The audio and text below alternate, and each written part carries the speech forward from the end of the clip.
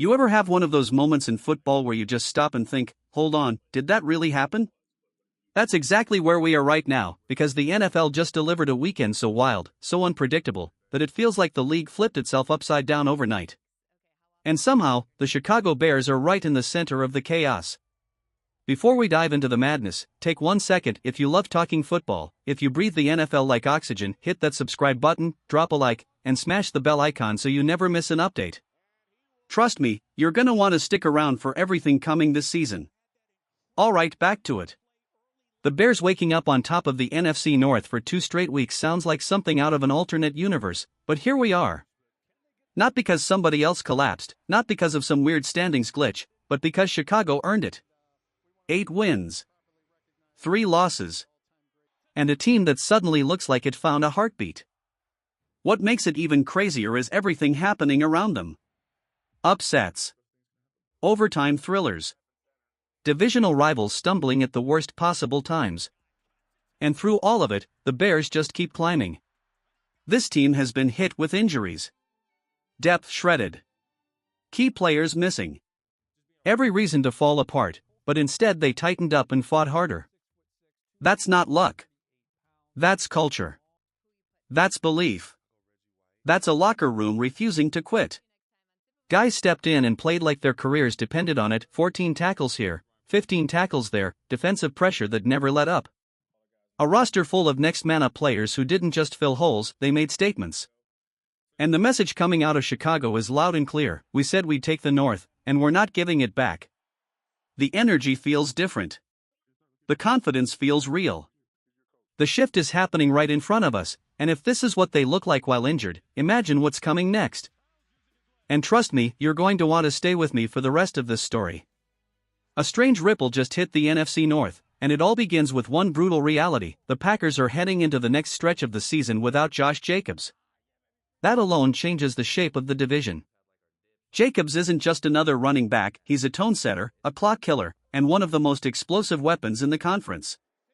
He sat out against Minnesota after taking a significant hit the week before, and suddenly Green Bay had to survive without their top battering ram. They pulled off the win, sure, but anyone watching could feel the difference. Without Jacobs, the Packers lose that extra gear they usually rely on when games get tight. And this is where things get fascinating for Chicago. Because the moment one domino falls in this division, everything shifts. With Jacobs sidelined for what could stretch into multiple weeks, the Packers lose one of their biggest advantages.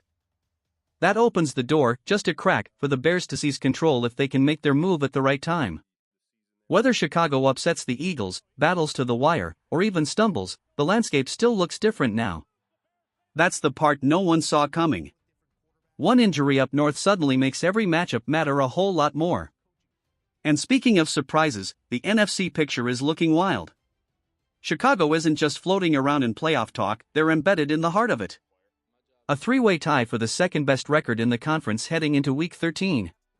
The Eagles, the Seahawks, and yes, the Chicago Bears. Meanwhile, the Rams grabbed a massive Sunday Night Football win to claim the top seed, the Seahawks are lurking just behind them, and the Buccaneers are clinging to their spot because of the divisional format. The whole thing looks like a puzzle someone shook before handing it to us. And through that chaos, the Bears are right there with the heavy hitters. Shoulder to shoulder. Record for record. The NFC didn't expect it. Most analysts didn't predict it. But it's happening in real time, and if this season continues down this unpredictable path, the next few weeks are going to get even louder. The NFC landscape twisted in a way nobody expected, and it all started with one moment, the kind of moment that flips an entire conference on its head. Late in the fourth quarter, with the game hanging in the balance, Saquon Barkley put the ball on the turf. One fumble. One crack in the armor. And the Cowboys stormed right through it. That slip didn't just cost the Giants the game, its ripple effect changed the temperature of the NFC heading into Week 13. And suddenly, the Bears found themselves in a position that felt almost unthinkable a month ago. Chicago hasn't had the most explosive ground game this season, but here's where things get interesting. Barkley's hesitation, combined with the Bears' defensive surge, turns this next matchup into something far more dramatic. Montez Sweat is heating up. Jervin Dexter Sr. is coming alive. Andrew Billings and Grady Jarrett are anchoring the middle like a wall nobody wants to test. That defensive front is beginning to look like a problem, and a very timely one, with the Eagles landing on the schedule for Black Friday. But here's where everything goes from surprising to wild. There is a real, legitimate scenario where the Bears finish this week at the top of the entire NFC. All it takes is two things: Chicago beats Philadelphia. The Panthers stun the Rams. If that unlikely pair of events happens, the Bears wouldn't just lead the North, they'd lead the whole conference. Imagine stepping into Lambeau next time as the team sitting above everyone, staring down the Packers from the NFC throne. After last year's season finale heroics, that would be a plot twist straight out of a movie. And the crazy part is, it's not some fluke. It's culture. It's coaching. It's belief. Ben Johnson has reshaped the entire personality of this roster. And the numbers tell the story better than anything else. This season, the Bears are 4-3 when allowing 23 or more points. Before Johnson arrived? From 2014 to 2024, they were 6-82 in those same games. That isn't luck. That's transformation. That's a team learning how to fight back instead of folding. That's why Chicago is suddenly sitting in the middle of the NFC storm, this time, not as victims, but as contenders. The numbers coming out of Chicago don't just look good, they look surreal. The Bears sitting at 8-3 isn't a feel-good storyline anymore, it's a declaration. This was a must-win game, the kind of matchup that separates teams pretending to contend from teams that actually do. And Chicago didn't just show up, they delivered. What's happening under Ben Johnson is something you can feel without even checking the box score.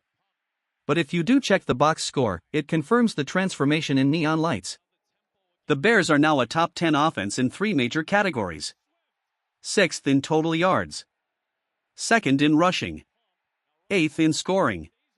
Not one of those numbers feels accidental, they all reflect a system that finally fits the identity Chicago has been chasing for years. And while the offense gets the spotlight, the defense has quietly been crafting something wild of its own. Statistically, they're not at the top, yet somehow they've become the most dangerous takeaway unit in the entire NFL.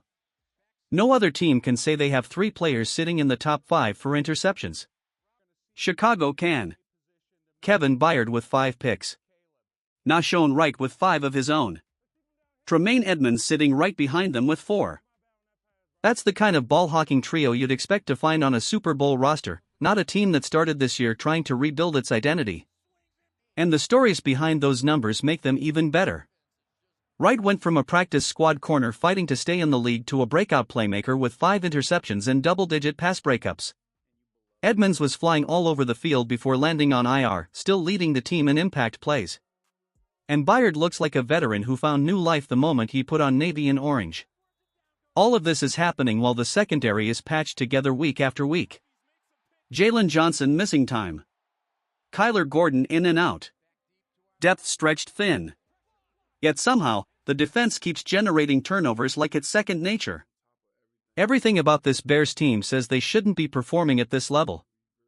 And yet, here they are, playing their best football in years, rewriting expectations one game at a time. Chicago keeps finding ways to win, and every victory cranks the pressure tighter on the rest of the NFC. 7-0 this season when they force 2 or more turnovers, that alone tells you everything about this team's identity. They take the ball away, and when they do, they don't lose. And what makes that streak even wilder is that it happened with a secondary missing key players almost the entire time. No Jalen Johnson. No Kyler Gordon. Yet the defense kept stealing possessions like it was nothing.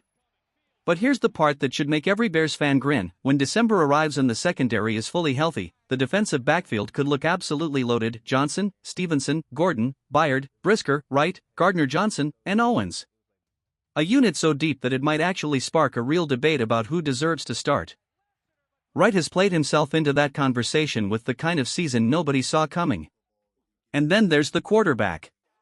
A year-over-year comparison for Caleb Williams through his first 11 games paints a picture of growth that numbers can barely capture. Lower completion percentage? Sure, but that's because he's pushing the ball downfield with confidence. 500 extra passing yards. More touchdowns. Fewer interceptions. More rushing impact. A receiving touchdown for good measure. Everything about his game has expanded. Everything looks more aggressive, more commanding. Over the Bears' 4-game winning streak, he's been nearly flawless, almost 1,000 passing yards, strong rushing production, 8 total touchdowns, 0 interceptions, and a quarterback rating brushing 93. That's not just improvement. That's a young quarterback finding his rhythm at the exact moment his team needs him to. And while the offense finds its stride, Montez Sweat is terrorizing opponents on the other side. In his last 6 games, 21 tackles, 8 for loss, 6.5 sacks, multiple forced fumbles, and relentless pressure every single week. He's playing like someone who decided the Bears' defense would rise with him, and so far, it has. All of this leads to one unbelievable possibility: by the time Friday ends, Chicago could enter December as the number 1 team in the NFC. A sentence that didn't even seem possible 2 months ago suddenly feels within reach. Football doesn't usually hand out surprises this big. But when it does, you don't look away. Stay with me, there's so much more coming.